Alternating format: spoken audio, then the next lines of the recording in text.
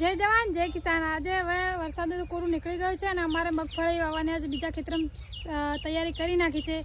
મગફળી વાવવાનું આ વખતે થોડું લેટ તો થયું છે, પણ પહેલાં 10 વીઘા જેટલી વાવી નાખી છે ને હજુ પણ 5 થી 10 વીઘા બાકી છે જમીન। જો ટ્રેક્ટર આવી ગયું છે અને અમારે મંદિરવાળું ખેતર છે હાર્યું, એટલે જો પપ્પા મંદિરે દીવો ભરે છે, બધી તૈયારી કરે છે।